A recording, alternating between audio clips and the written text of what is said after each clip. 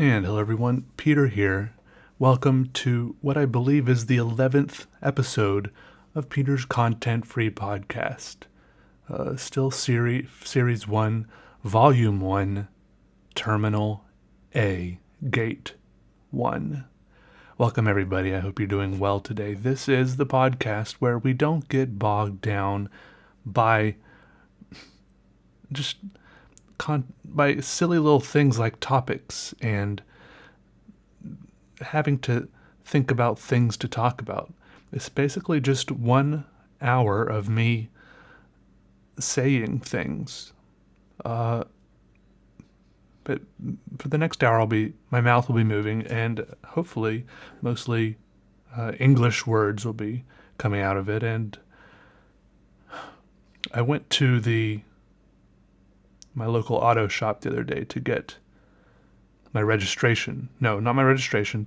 To get my inspection done. Here in North Carolina, the state requires that once a year, cars need to get inspected for various safety and like emission requirements to make sure.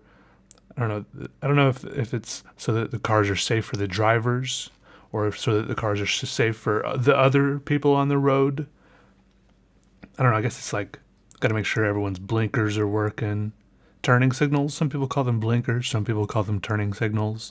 Headlights, make sure all the wheels aren't about to come flying off, stuff like that. And make sure that there's a certain cutoff as far as years go. Older cars don't apply to this. Like if you have a really old car, they don't do the emissions test. But if it's a newer car, I don't remember what year, if it's made after a certain year, there are certain emission standards, and your car can't be pumping out too much carbon dioxide or something like that.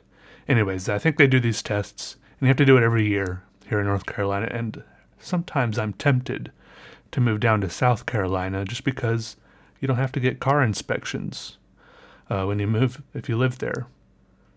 But then again, maybe it's dangerous to be on the road there just because everyone's car might be ready to fall apart and all the wheels might pop off and some car might come careening across the highway and just explode and flip over and crash into you. And maybe it's also, like, how localized is pollution? Like if there's a lot of cars pumping out, with bad emissions, pumping out extra pollution in South Carolina, do I get that just across the border here? Because I'm pretty close to the border of South Carolina up here in North Carolina. Do I get the bad effects of their lack of emission standards in South Carolina up here in North Carolina, do you think?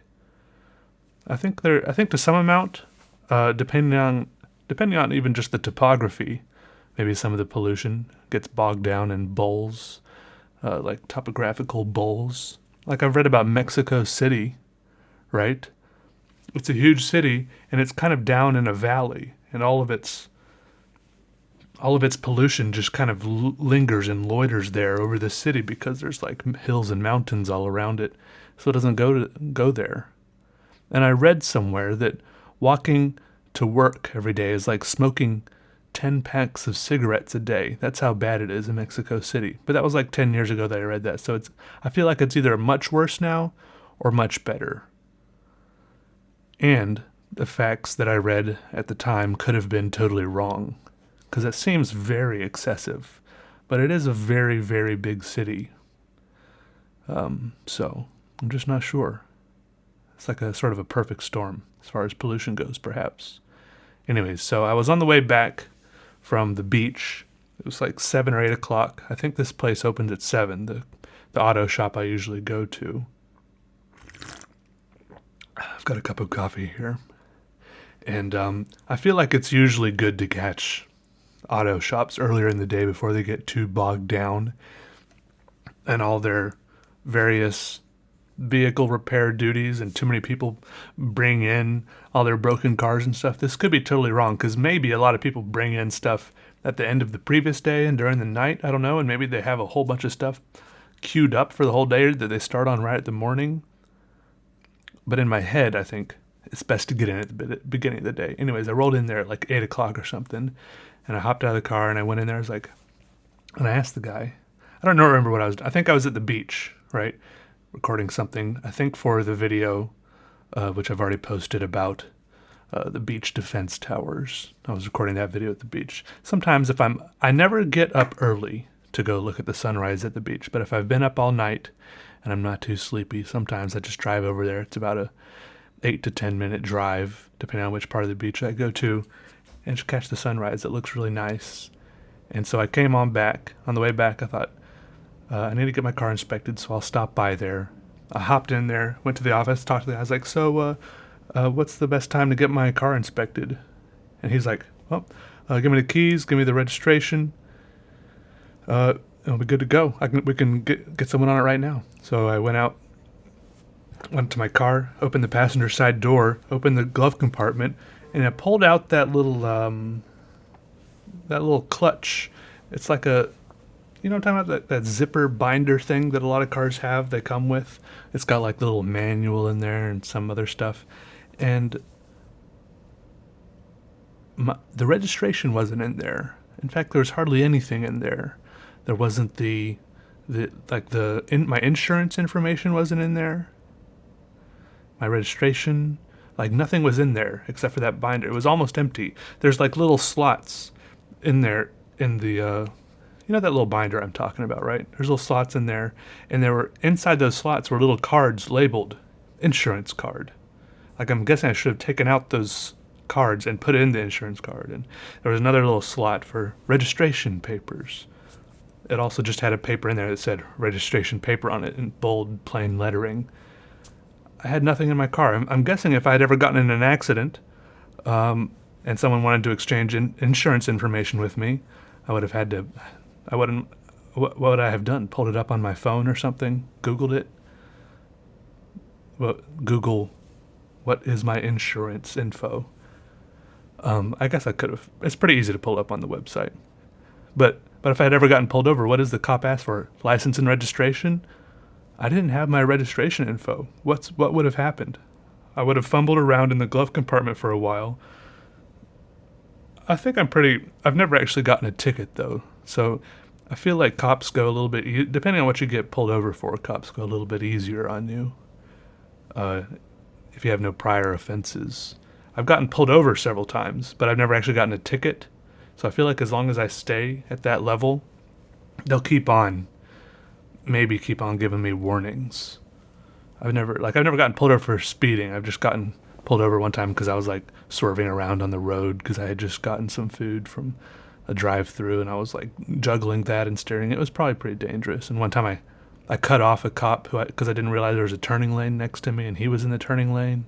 And I always just play dumb and dumbfounded, and really I play like I'm really, really rattled by even being pulled over. Like I've never even been pulled over before, because I don't think it even goes down in records that you've ever even interacted with a police officer before. Like if they just give you a verbal warning, it doesn't go down. They don't type it into the computer like, gave this person a verbal warning. I think they only write it down if they actually give you a ticket. So they have no way of knowing. I just say, I act like I'm about to cry, and I pretty much do like the scared white girl thing, like, and it works pretty good.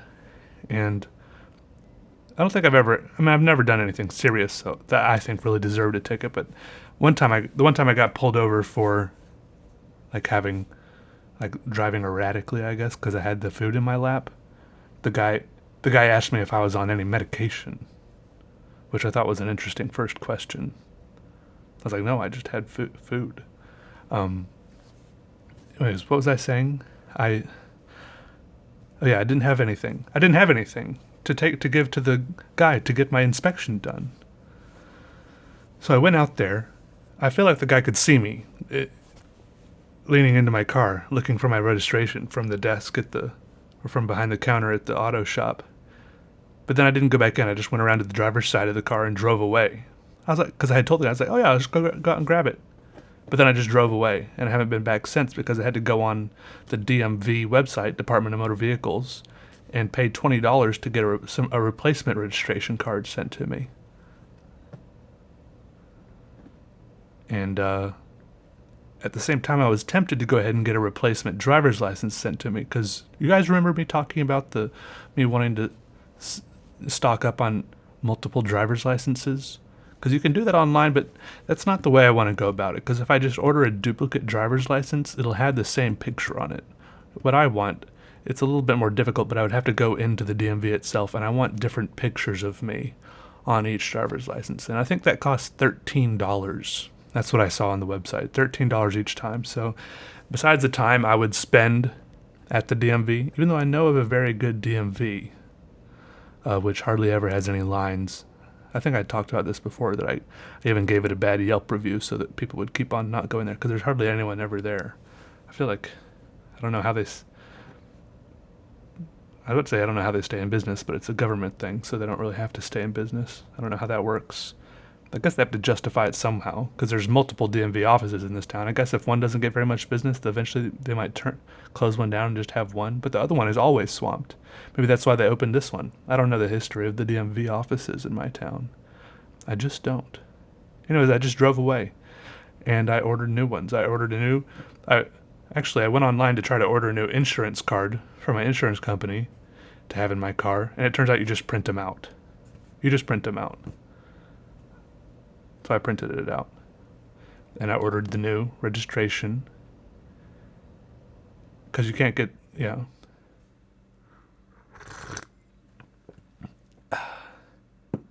I've talked about this before, I just want to touch back. I'm drinking coffee, by the way. Coffee is a staple. I know this is a content-free podcast, but we seem to touch back on coffee, and that's a comfortable it's a comfortable stepping stone for me. Coffee. My coffee machine is doing well, in case anyone is wondering. I'm not sure. I haven't done anything fancy to it recently. Nothing too crazy. I haven't cleaned it. Nothing, really. That one time that it was really bitter, I don't know if it's either that I've gotten used to it being bitter, or I did like 3 things to it. I don't remember what I did, but I think one of those things did fix it, or maybe all of them. I have no way of knowing. I should have done them one at a time and tried to make a pot of coffee after each one of the things that I did. But I did all 3 of them at the same time and then made coffee, which then seemed better. And so I don't know which one actually fixed it. Anyways, I just want to talk about 8 o'clock. 8 o'clock in the morning, 8 a.m. It's a fine time of day, most things considered, but I guess, what's the average work day? 9 to 5?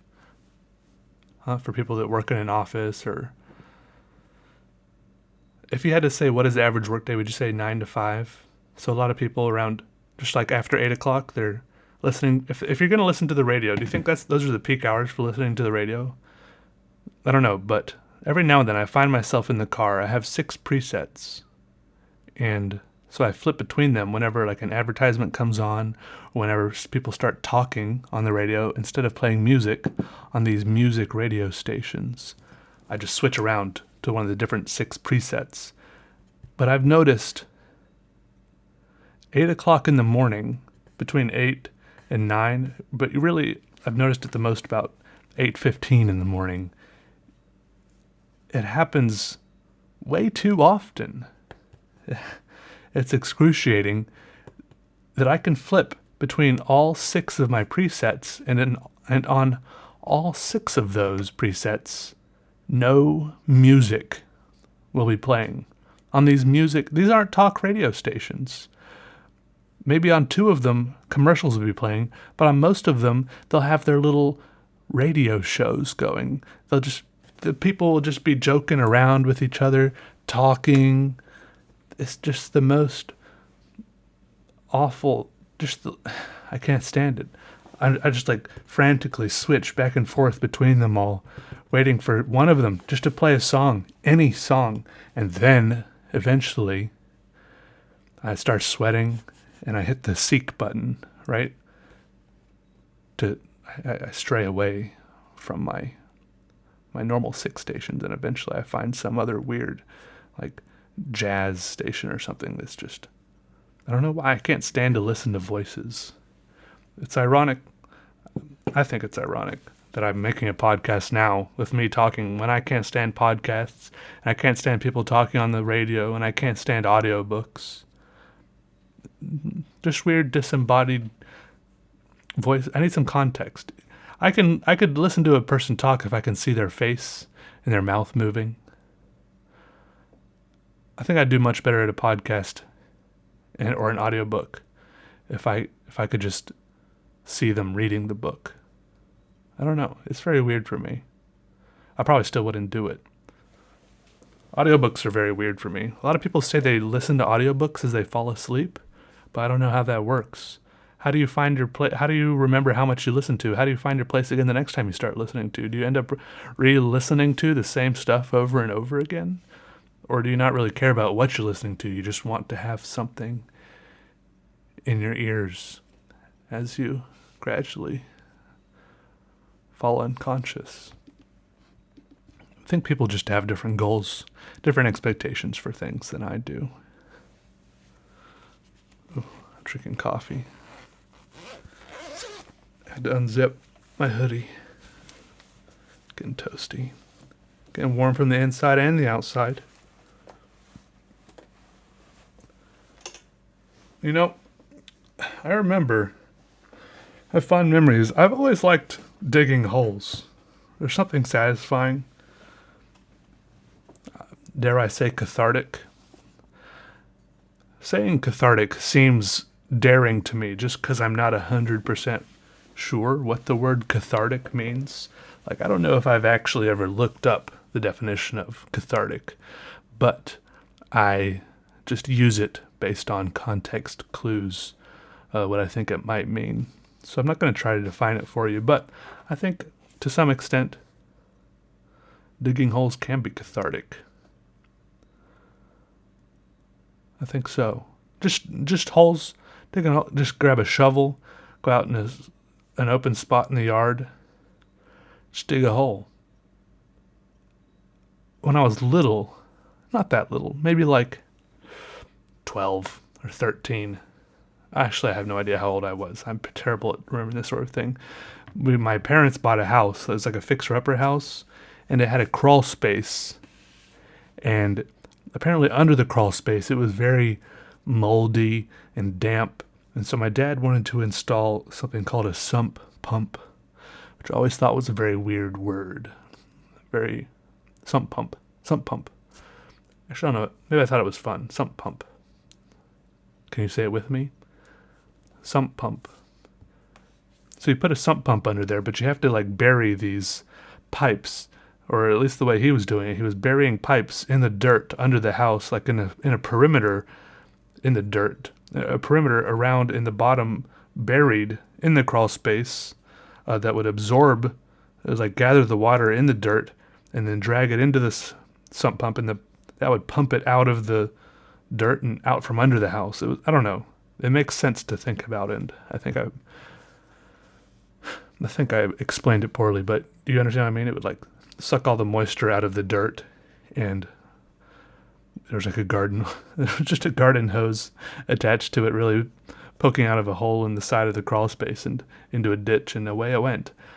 At first, I think maybe eventually it attached to the sewer, but I don't know if that's legal. Can you just tap into the sewer whenever you want to? I guess if people don't find out. But this involved him digging a ditch in the ground, a pretty good sized ditch, like 3 feet deep in some places, maybe 2 feet. Maybe it just seemed bigger because I was smaller.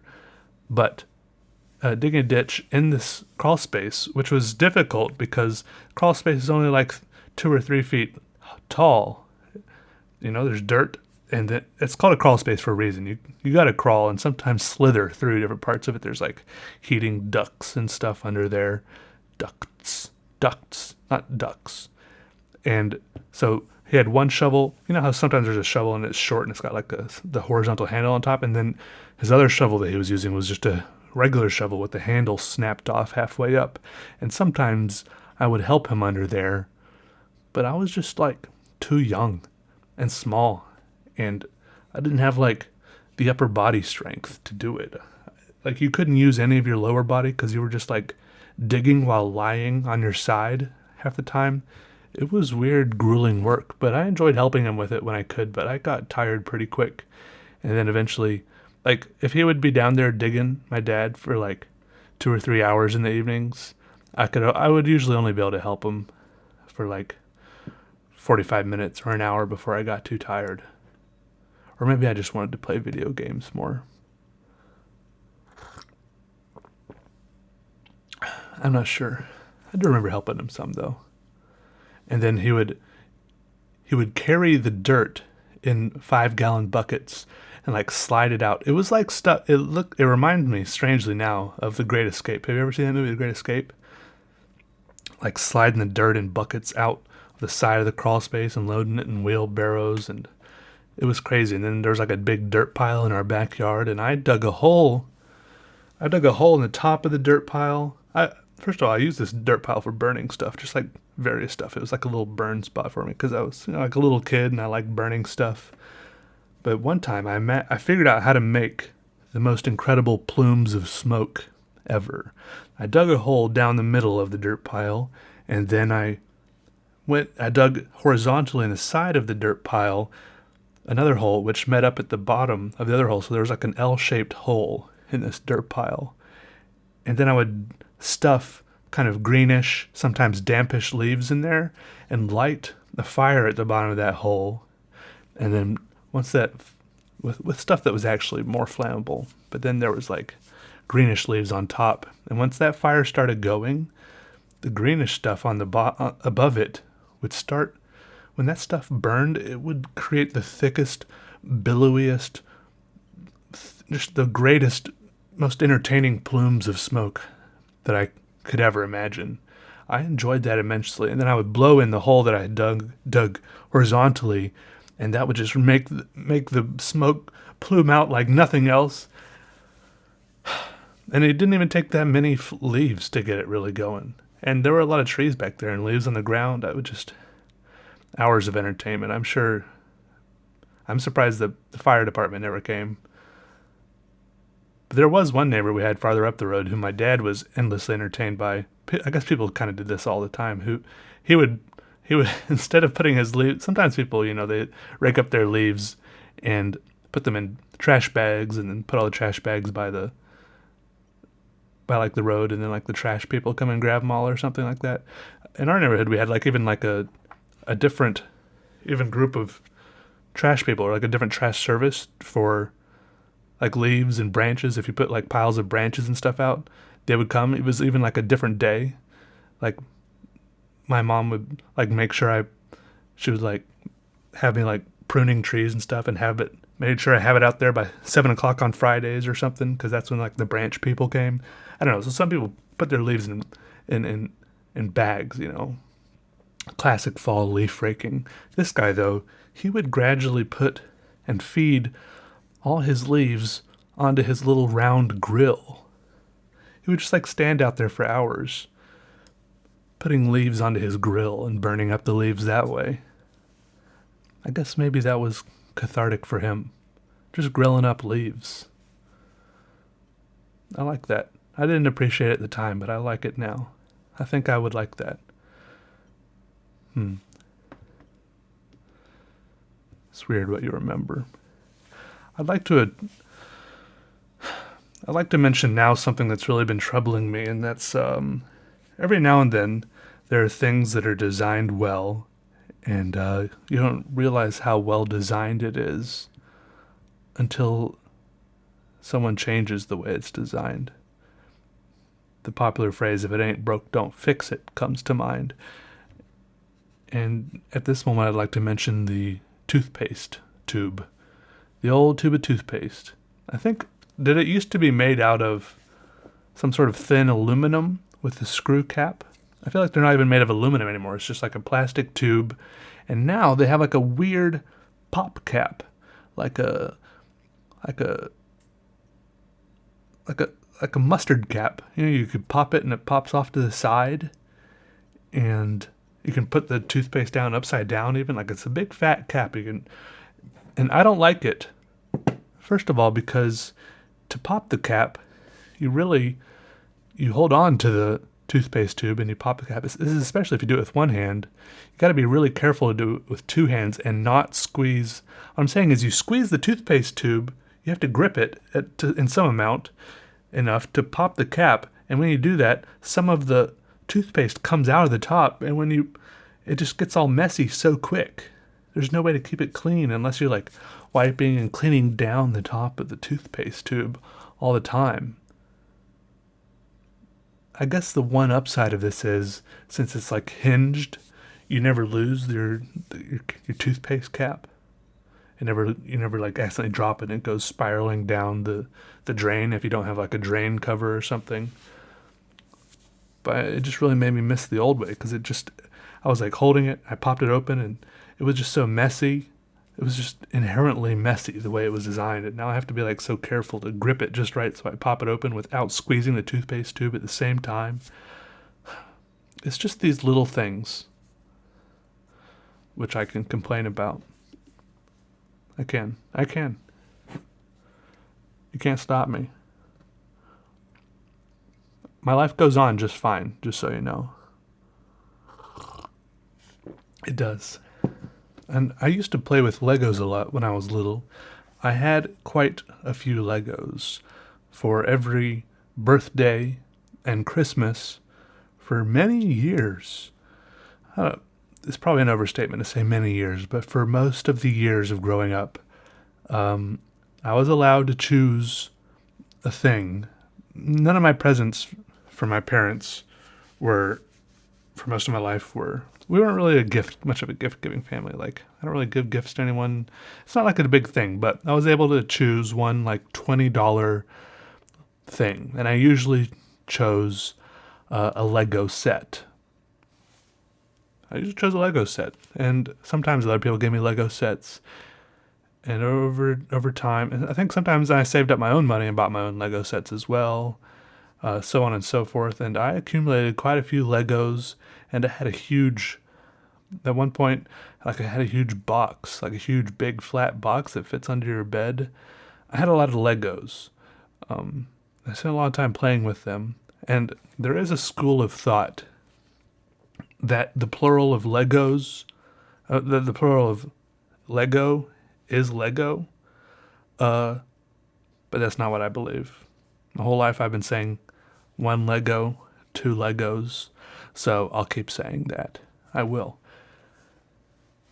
And I usually made spaceships, and I usually made space stations, and maybe some tanks and fortresses and things like that. Sci-fi stuff, I'd say, is probably what most of it was. Sometimes my sister would play Legos with me. I remember one time we worked together. I don't know, someone encouraged us to do this. Maybe when some relative was visiting, we worked together, or we had like company over and they got us started on this. We worked together to make a pretty elaborate marble chute. Put a marble in the top and it rolls down through this big elaborate Lego marble chute that we made. And we were pretty proud of that. It took us a while and we made it and we were happy with it. But for the most part, my sister would make things totally different out of Legos than what I would make. Pretty much the complete polar opposite. Like I was sitting there making crazy spaceships. Like I would have like a spaceship that was maybe the size of my hand, and I would say that it was like 1,000 miles long or something, right?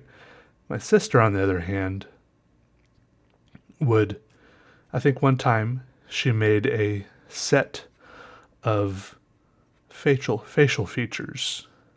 She made an ear, I think, and I think she made some lips and a nose and an eye. Just like one ear and one eye. 2 lips together. Maybe a mouth. It would be a better way to say that. And she would like make boxes. I think she made like a Lego box and put like some like cotton balls in there, like some stuffing in there to gently put them in. It sounds weird, but it's not. And she also made like I think one time she made like a set of some sort of like doctor's tools out of Legos. She made like some scissors, maybe, I can't really remember. And like she made like one of those doctor's hammers, and I think probably like a stethoscope and a scalpel or something. She would make like really random stuff like that. Very, very, very cute when you think back on it. Stuff that I can't even. I just love how different it was from the stuff that I would make. So different. Who would make a set of, I don't know. We used to, there was at one point in our life when we tried to organize all the Lego pieces.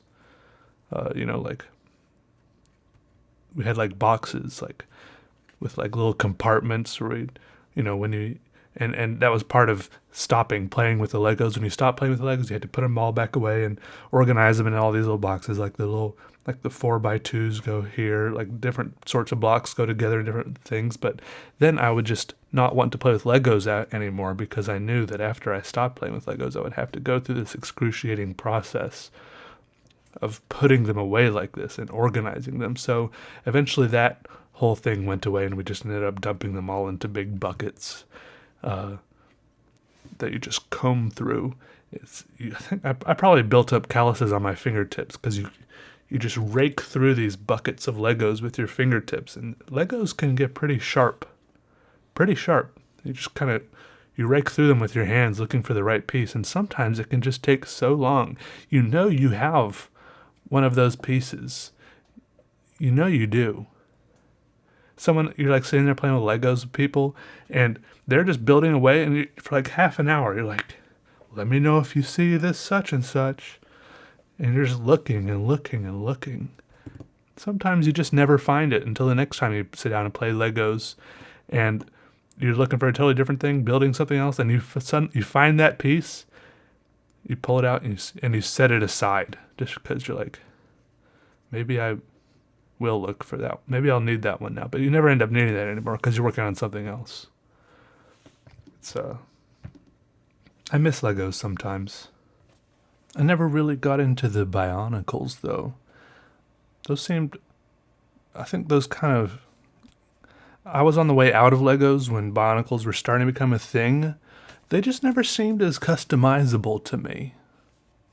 They didn't. I think the point of Bionicles was to keep them in the shape of some sort of action figure. That was less appealing to me. I did like the Bionicles comic books, though. I got the Lego magazine for many, many years. I think it was a quarterly thing. And eventually with the Lego magazine started coming a Bionicles comic book, which was decent to look through and read. I guess it was like a marketing thing. If you got tied up enough in the comic book, then eventually you'd want to start buying the Bionicles characters, like the actual products. It was smart of them. It was. But I never liked them as much. I just wanted the actual building blocks and stuff. I had a few Star Wars sets, a few like Wild West sets. I did like the Star Wars sets. Good memories. Now, sometimes when I go shopping near me, there are two grocery stores that are open. I don't know how widespread this chain is. It's called Harris Teeter. I think it's just a southern thing, really.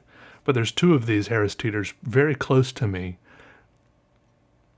And they're both open 24 hours a day. I have one that I go to. I don't know. I go to one of them more than the other, even though I think the other one might actually be more convenient for me to get to. But I think I maybe just like the way it's laid out or something. I'm not sure. Anyways, I go there late at night a lot when there's probably more employees there than there are customers, just like people with their headphones in, restocking shelves. They don't even look like they're wearing uniforms. Like I could probably put my headphones in and start moving stuff around, and even the other employees and everyone would just assume that I was working there. Act like you belong sort of stuff. Anyways, there's one person that lives there. There's one person that works there who I see pretty often, and they're a person that kind of keeps an eye on the self-checkout because late at night when I go there late at night a lot, around like 2 a.m. or so, grab a couple of little things, like a microwave meal or just some random something. I go there, and they're the person that keeps an eye on the self-checkout because that's all it's open. And for such a long time, I had a good thing going with this person, a really good thing, in that I felt like we were really close and we really knew each other really well, mostly because we had never talked to each other.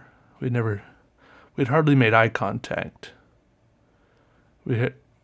Besides not exchanging any words, there was a very close understanding there that there was no need to say hey, no need to do anything. I mean, this person, it was just like there's some sort of kinship there.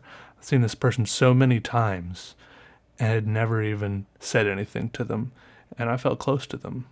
I did. But then one time, I had actually I had gotten an email from my bank saying they were sending me a new credit card because there were some suspicions of fraud or something, which is ridiculous. I hate it when they send me a new credit card, because then I have to I've got numbers saved, and there's reoccurring payments and stuff that go offline. It's just a huge inconvenience when you get a new credit card, because anyways, I got a new credit card, and then at some point, my old credit card deactivated, and I forgot about it, and I hadn't gone and checked my mail and gotten my new credit card out, and so I didn't realize this, and so I tried checking out with my old credit card, and it got denied, and I was I forgot all this, and I was re-swiping, and I was like, maybe the chip doesn't work. I think my chip is worn out, and so then. Much to my chagrin, this person and I were forced to interact with each other for the first time, really, ever. And I feel like we grew apart. It kind of ruined our relationship a little bit. We had a great thing going, and now it took us back a few notches. We're gonna have to slowly build back up to where we were again by continuing to not talk to each other, and it's not that we're ignoring each other, it's just there's a mutual understanding there that we don't need to talk to each other. Yeah. Does anyone know what I mean? You should know what I mean. Someone will. Ron Swanson would know. I'm sure. Anyways, I think I'm at the part of the podcast where I spend a couple minutes talking about how I don't know what to talk about. It's weird that I've put myself in a position where I make videos that I talk in, and I would be perfectly content to never do that. I think I don't really have a lot of things I want to say. But here I am saying them anyways, all these things that I don't really care to say. Blah, blah, blah. 1, 2, 3, etc. So on and so forth. This is how it goes. And you guys are listening. Maybe someone just X'd out, just closed it after that. Maybe not. I did get some paint on my Daft Punk mug in the last video when I made painted on the paper bag. I got some paint on my Daft Punk mug that I'm drinking out of right now. I think it makes it a little bit more personalized, a little grungier, the grunge effect, It looks a little more broken in. It's acrylic paint. It's kind of skin colored. Looks like foundation makeup, kind of. And there's a little bit of that on one of my pens too. It's just kind of getting everywhere. What I want to do is get a cheap piece of land somewhere and put one of those, a kit house. You know how Sears used to sell kit houses? I'm guessing they don't do that anymore because Sears hardly does anything anymore. But there are other people that sell kit houses. Those are cute little things. I think I'd be content with just a few hundred square feet. Like 400 to 700, I'd be content with. I think it'd be healthy for me. And I have to minimalize. Wait, 700 is quite a bit. I think I have 700 right now, and it's pretty spacious. 400 would be a little bit slimmer. I wouldn't have as much room for, like a desk would take up a lot of space. Right now my desk is pretty big. It's like a big U shape. I got 3 desks from IKEA. One's a little smaller for the bottom of the U. Right now I'm sitting at the bottom of the U, facing out towards the bottom, and then the 2 sides of the U are kind of wrapping around me. And I kind of have my rotating chair also, like my office chair also from IKEA in the middle of it, and I just kind of spin around. It's like a very cluttered command station, like a battle station all piled up with stuff. I have floor lamps also from IKEA. I didn't actually go to IKEA to get all this stuff. I just ordered it on Amazon, actually. I have been to IKEA before, though. It's a pretty cool place to hang out. They do have good... I might have got the meatballs once.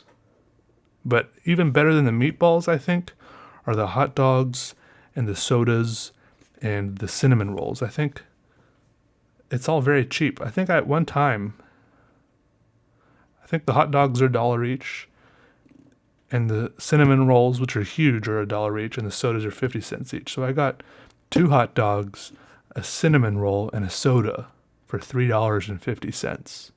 That's a big meal for a cheap price. I was pretty happy with that. But I mean, they've got you in the store. They've got you there. They might as well be giving you away food for free. They would. I mean, they might as well. They do the same thing, Costco, Sam's Club. Cheap food. They got you there. Come shopping. I don't know. They also have like cheap gas at some of those places, like Costco. If you remember, you get like cheaper gas. My mom used to go there all the time. I think Costco to refuel. I just like going with her because you could go around to the different stations and try the samples. But if you look like you're under a certain age or something, you needed a parent with you. But I don't think I was ever that young. But I would try those samples. Little bits of cookies and pieces of like pizza pockets they would heat up, and fruit, and slurping down different juices they let you sample. Come around for a second try. Hope they didn't recognize you, but I don't think they really cared. But you thought they cared more than they really did. It's all very exciting. You ever wonder about how everything, like your desk, if there's a desk in front of you, how it's being constantly, you think it's just sitting there, right? It's just relaxing, nothing's happening to it, but it's being constantly pulled down by gravity. It doesn't ever get to rest, ever. There's a constant strain on it. And sometimes I wonder why more things don't just spontaneously collapse under their own weight and gravity, just incessantly, every second of every day of every year, just pulling on them. Just pulling forever. And then I feel the weight. I feel like my butt on the chair. I feel the pressure there. And it suddenly, if I lean back, and I feel like my whole body weighing on the chair, and it suddenly makes me a little bit uncomfortable thinking about how is that the feeling of like the earth? Is what I'm feeling the earth pulling me down into the center of it? But the only thing that's stopping that happening is the stuff below me? Like is the chair and the floor beneath the chair just getting sandwiched between me and the earth? Like, what's happening there exactly? There's a lot of forces being pulled against each other all the time. Like, am I going to be okay? I'm getting squished against things. Like when I walk, the earth is constantly just pulling me down inside of itself, but my feet are like pushing back against the ground. It's a constant struggle. It never ends, and then like there's all these buildings standing around everywhere, and even just like you see like a rock sitting on the ground. It's not just a rock sitting there. It's just like even that is pushing and pulling against things. It's crazy. Okay, it's okay. Got another cup of coffee here. My coffee maker turned off. It stays on. Look, I put the coffee grounds in there, and I put the water in there. Then I flip a switch, and a little red light comes on. And after a second, the bean water, as it were, starts trickling down into the carafe, the coffee pot, and the coffee is made. And after the coffee is made, the coffee maker beeps several times. It goes beep, beep, beep, right? That means the coffee is ready. I mean, it's done. I could pull, and sometimes I do, I can't wait, right? It looks like there's some coffee in there before it's actually done brewing. I pull the coffee pot out of there and pour myself a cup. And if you pull the coffee pot out, it like stops it, and it doesn't all go pouring down onto the heated plate below. There's a little heated plate under there where the carafe sits. And anyways, it beeps when it's done brewing, but the little red light stays on for a while. I'd have to look at the manual to see how long it stays on. But anyways, it stays on, and as long as that red light is on, it's like a little dot of a red light on the front of the coffee maker. As long as that is on, it means the heated plate on the bottom of the coffee maker is on, keeping that pot of coffee warm. And unfortunately, that red light turned off, and when that turns off, it beeps again, and the coffee starts cooling down, getting inevitably closer and closer to room temperature. But for some reason, with coffee, room temperature always seems very, very cold. Anyways, I'm drinking some of that coffee right now that's on the way down. It's descending.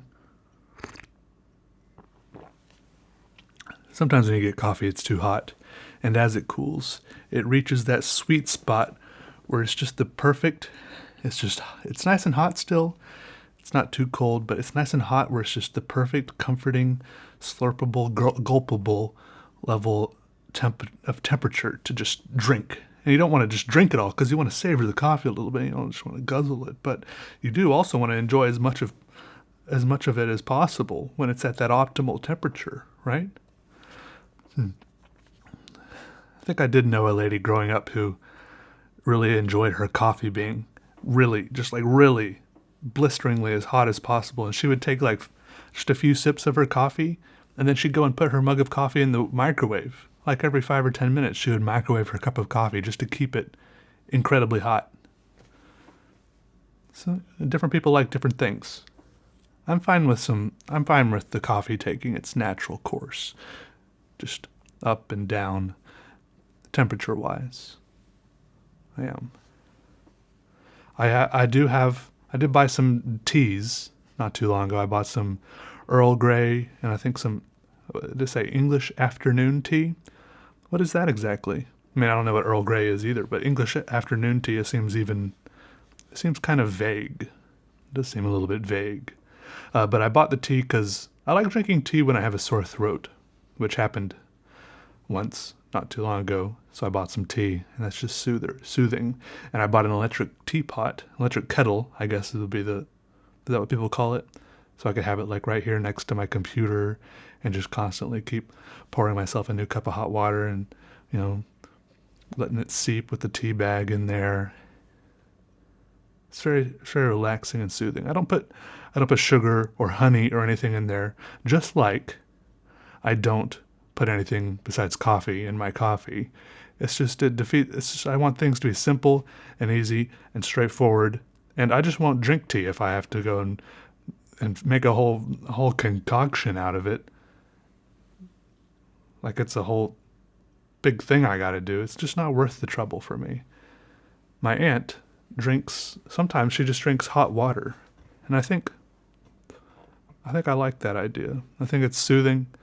It's probably not half bad for you. It's probably good for your throat or something.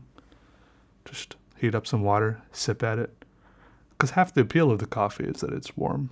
Half the appeal of tea is that it's hot.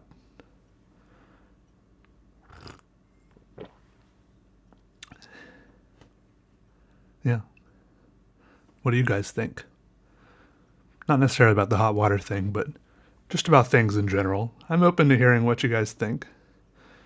Don't expect me to just agree with you right off the bat or at all, but you can tell me.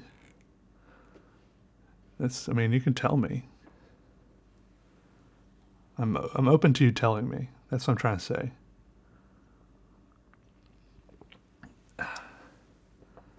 I'm using a coaster. I have a coaster on my desk from Coney Island that my uncle sent me. He likes sending me little things that fit in small packages and large envelopes.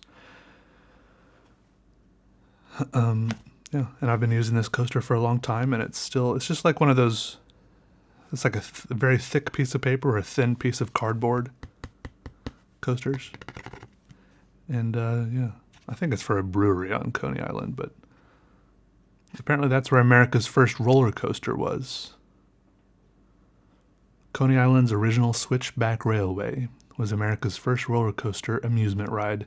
It was designed by Lamarcus Adna Thompson in 1881 and construction began in 1884. Just like at the, what was it called? The World's Fair in Chicago? The Columbian, was it Columbia? Whatever. At the World's Fair in Chicago, right before the turn of the century, right? Was that where the first Ferris wheel was? I think so. Back then, the Ferris wheel had huge cars. You know how these days when you get in a Ferris wheel, there's only room for like 4 people in each car. Back then, the cars were the size of like train cars, and like 10 or 20 people would get in each one. I'm surprised. It was a lot to bite off for the first Ferris wheel. Obviously, a guy named Ferris. Ferris is his last name. Made it. I read a book about the World's Fair. That one. It was called Devil in the White City. The guy who wrote that book wrote some other books. He writes novelized history, as it's called.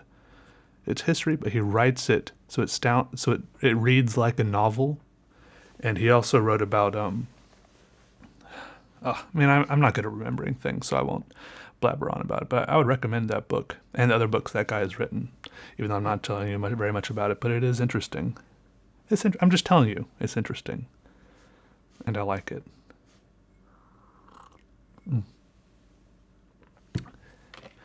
Right here, I have a bottle of Zyrtec, which is for I guess it's allergy pills. But sometimes I just get weirdly itchy. Have I mentioned that in previous podcasts or videos? I feel like I have mentioned that. Well, I told my mother, who is a nurse, and I feel like she mentioned a couple of things. I was like, Mom, sometimes I just get weirdly itchy. And I showed her like these weird raised bumps and red rashy, not really rashes. Maybe there are rashes. I don't know the definition of a rash, really, the medical definition, but I told her, and I sent her a picture, and she told me, I don't remember what she told me, but she said, I will give Zyrtec a try. So every now and then when I'm starting to get really itchy, sometimes it's like on my thighs. Sorry if this is getting too personal. Sometimes it's just like on my scalp or like on my ears, sometimes on my buttocks. Just pop a Zyrtec. And there's no like rush of feeling from the Zyrtec, but I never think they must work, because I never think to myself after I take a Zyrtec. I never remember thinking, do I need to take another Zyrtec? I just never remember. I never have to think about it again until maybe like a couple days later. So they must work, because it's like one of those things, you take it and then it must work because you don't think about it again. The symptoms disappear because you don't think about the symptoms when they're not there, right? And also, my mom said I have that, and I realized I did when she mentioned it, what's that thing called again? When you can like gently scratch your skin and the skin raises up. Something rapidographia or something. Scratch skin. Scratch skin marks. Red. I googled it.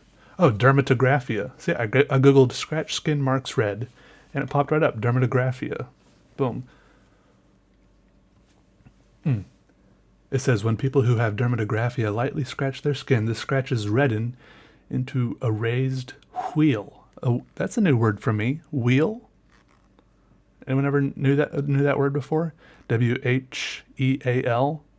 It says similar to hives. These marks usually disappear within 30 minutes.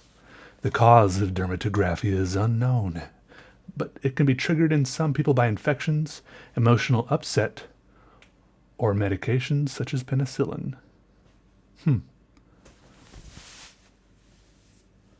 I feel like it does happen easier on me, like when my skin is feeling more moist or something. I don't know. Sometimes I feel like it's just more apt to happen. Maybe when I'm feeling more emotional upset.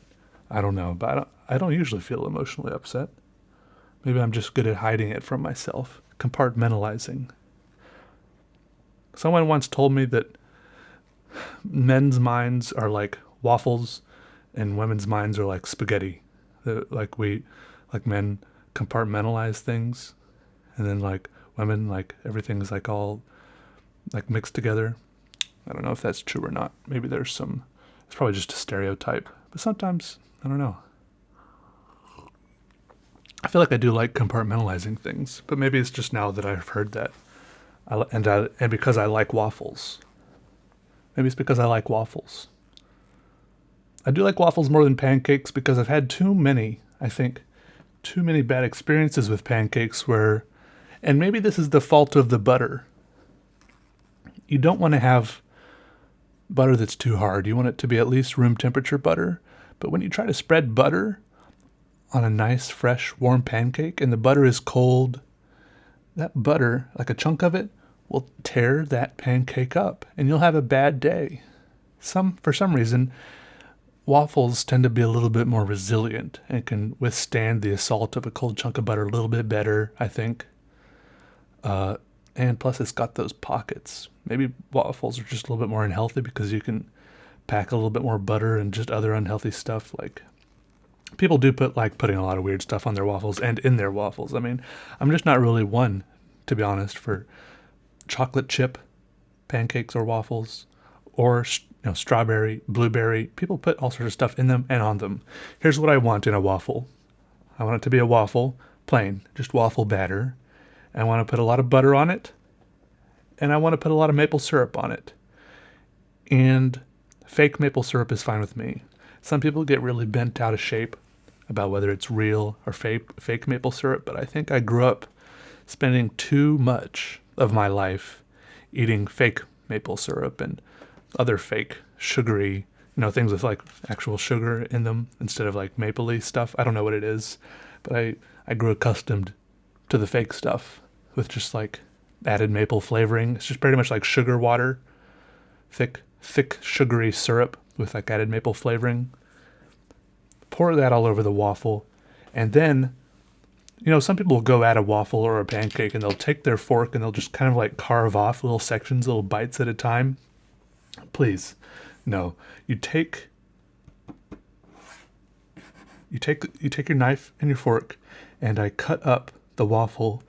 I mean, it's got the grid there on the waffle for you already. How are you just gonna go at it all crazy like that with the fork?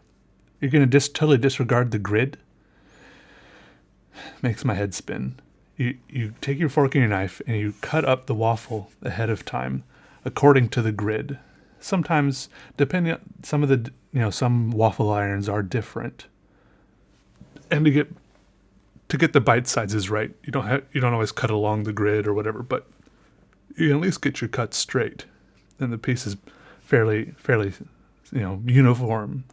And then for the rest of the time, you can put down the knife and everything's just there, and you can just go at it with the fork, and everything's pre-cut up already. You just stab and kind of smush it around in the syrup and the buttery syrup that's, it's all over the plate, and just squish it around and start forking stuff into your mouth. And isn't that just so good?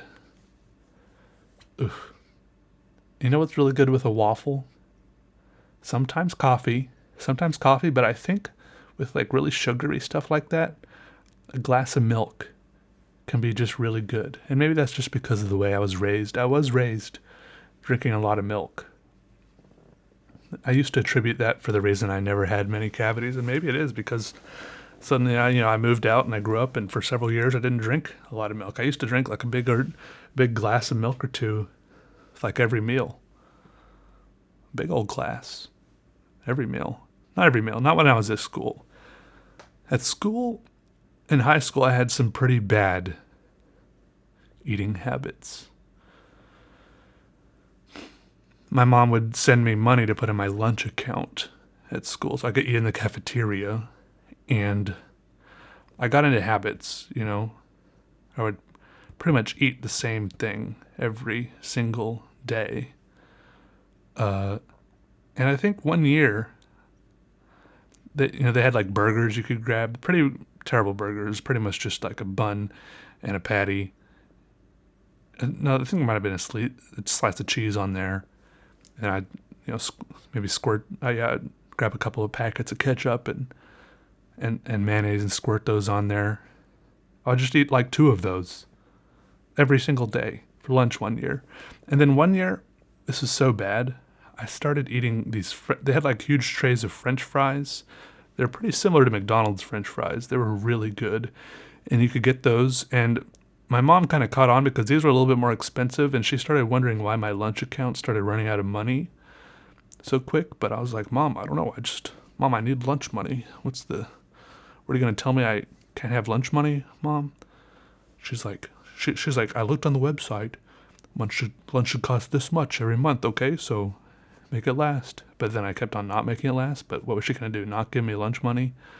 I don't know. So she would like scold me, but still give me the lunch money. So I felt bad, but I wanted those French fries. And so they'd give you like a big plate of French fries if you asked for it, which seemed pretty bad because it's not healthy at all. And then when you were like checking out, like giving them your lunch number or whatever, they had a salt shaker right there. And I would just dump so much salt all over this big plate of French fries I had. Every day for a year almost. I think I did this like my senior year, my junior year or something. I remember one day I went to the doctor to get a physical for the soccer team, and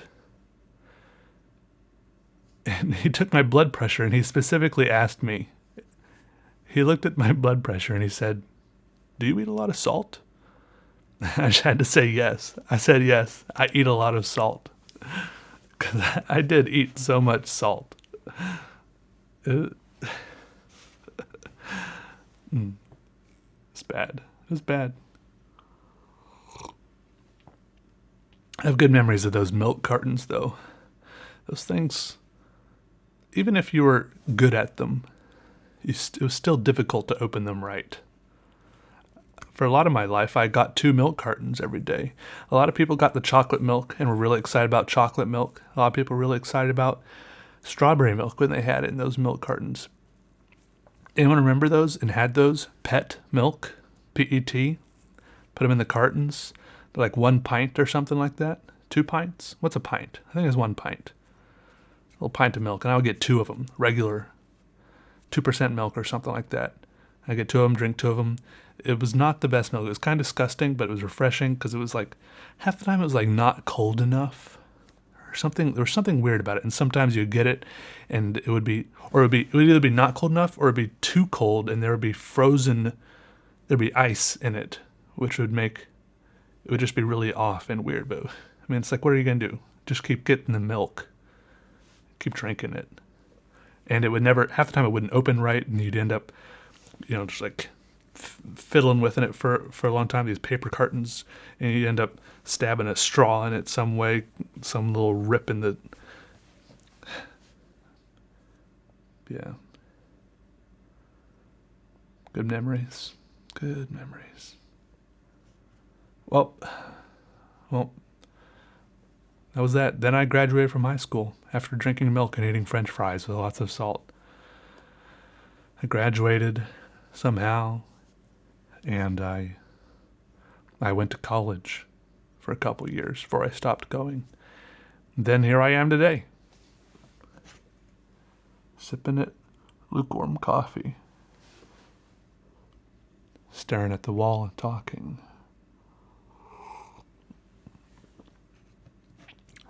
What's your story?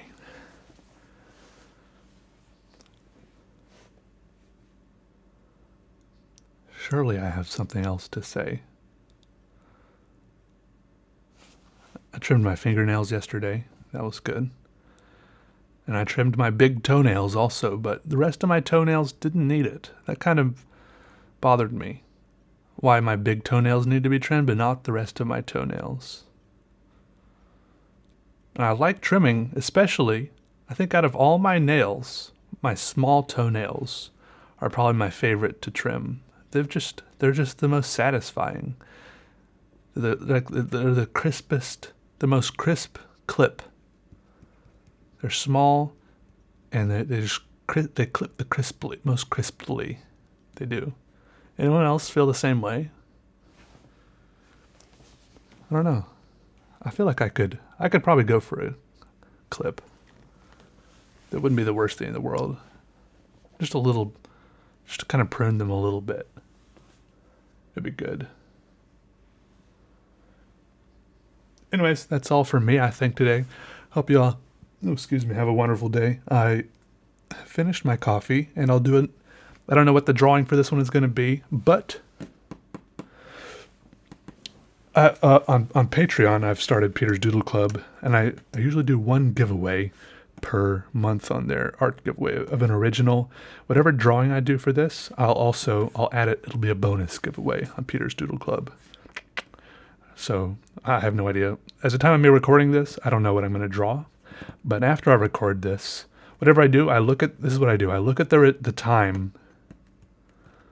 I look at the time of however long the recording is, the audio recording, and then I set a timer on my phone, and then I get out the piece of pen and paper and start the timer. I start drawing. I draw for as long as the timer is, and then so that's just how long I have to draw. And that way it's real-time drawing. And I do that, and I don't look at the phone. I don't do anything in between. I don't take any breaks or anything.